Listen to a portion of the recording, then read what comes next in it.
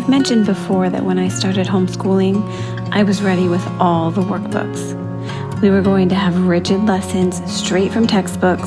They'd stay right on schedule with the other kids their age.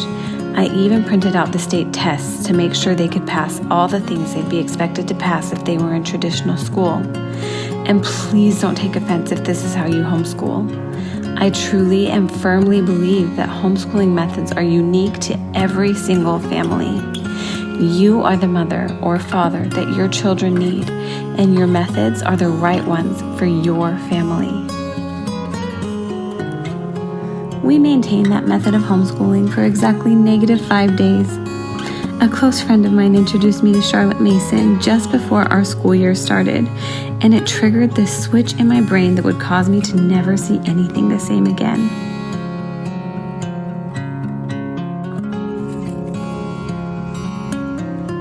As I studied her core principles, I began to form my own interpretations of her beliefs. There were some that didn't feel just right to me, while others caused waves of emotion and inspiration. After all my studies, I put together a single sentence that wraps up my own core belief. Children are divinely created with the innate ability to learn, merely by being presented with opportunities to do so.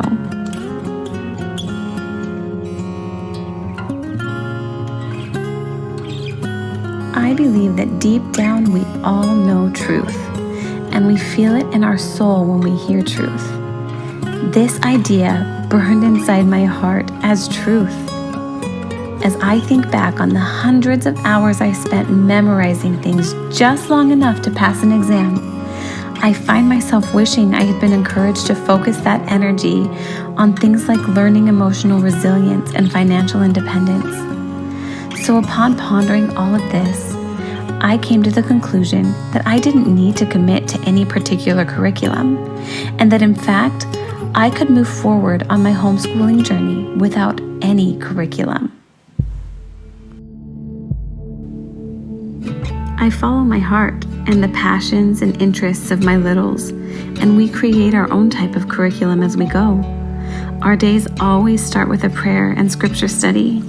We study the date in ASL and in each of the languages we're working to learn. Our 9-year-old wants to become a linguist, so for now, we're working on Mandarin, Spanish, and Portuguese. People wonder how I can teach foreign languages at home when I'm only fluent in English. Here's my secret.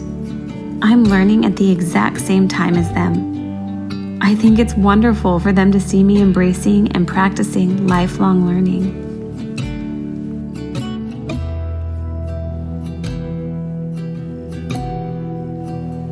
Math looks different every day. We play games, bake, budget, create schedules, build things, and run our businesses together. Multiplication, division, algebra, and geometry all come naturally in each of these settings. Our 7-year-old knows that you need 2 opposite 45-degree miters to create a 90-degree corner. Our sweet 5-year-old knows that if we made 24 muffins, each of the kids could eat 8 before walking away with a tummy ache. They did not learn these things from any textbook or worksheet. Before lunch, the littles paint, sculpt, or sew while I read a history book or classic literature out loud. My youngest does crave a more formal setting for study some days. She begs for the workbooks and learns really well when we combine that approach with our more free approach. My plan is to continue to follow her lead as she becomes more involved in our schooling. Not every child is the same. I could spend hours describing our methods for every single subject, but here is the more important thing I want to share.